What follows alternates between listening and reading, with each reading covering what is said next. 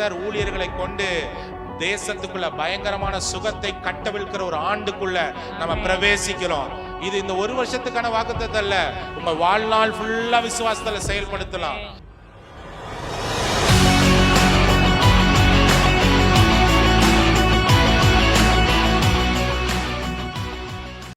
இதோ நான் அவர்களுக்கு சௌக்கியமும் ஆரோக்கியமும் வர பண்ணி அவர்களை குணமாக்கி, சொல்லுங்க, குணமாக்கி அவர்களுக்கு பரிபூரண சமாதானத்தையும்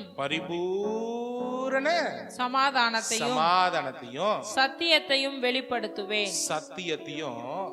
வெளிப்படுத்துவேன். ஆங்கில வேதம் சொல்லுது, I will reveal to them abundance of prosperity and security. பாதுகாப்பு உணர்வு இல்லாம பதட்டமா இருக்கீங்களா? பெரிய பாதுகாப்பை கர்த்தர் வச்சிருக்கிறார்.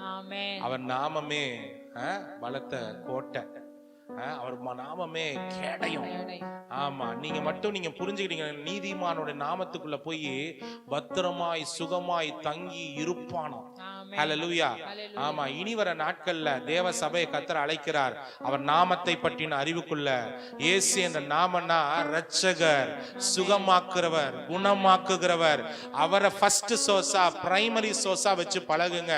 மாத்திரையின் மேல இருக்க நம்பிக்கையை விட, ஓகே, பணத்தின் மேல இருக்கிற நம்பிக்கையை விட, மனுஷர்கள் மேல இருக்கிற நம்பிக்கையை விட, ஆமா, வேலையை விட, வியாபாரத்தை விட, நீங்க இருக்கிற தேசம், குடியுரிமை, அதையெல்லாம் விட, நான் மாடி வீட்டுல குடியிருக்கிறேன், ஃப்ளட் வந்தா கீழ் வீட்டோட போயிரும், அப்படி சிந்திக்கிறதை விட இயேசு என்கிற நாமத்தை பற்றி கொள்ளுங்க. அவரே உயர்ந்த அடைக்கலன்னு சொல்லி பாருங்க. அவர் நாமத்துக்குள்ள போய் தங்கி பாருங்க. அவரை தேடி பாருங்க. அவர் உங்களுக்கு சௌக்கியத்தை உறுதிப்படுத்துவார், ஆரோக்கியத்தை உறுதிப்படுத்துவார், குணத்தை கொண்டு வருவார், அவங்களை வாழ்வளிப்பார். இந்த ஆண்டு கர்த்தராலே நீங்கள் குணமாக்கப்படுவீர்கள். ஆமென். குணமளிக்கிற வல்லமைக்குள்ள தேவனுடைய ஊழியர்கள் வேகமாய் செயல்படுவதை நீங்கள் பார்ப்பீர்கள். அப்படின்னா என்ன அர்த்தம்னா, தேசத்துக்குள்ள வியாதி, நோய், பலவீனம் ஒரு சைடு வேகமா தாக்கிட்டு இருக்கும். தேவ சபை குணமாக்குற வல்லமைக்குள்ள வேகமா செயல்படுவதை பார்ப்பீங்க. ஆமென்.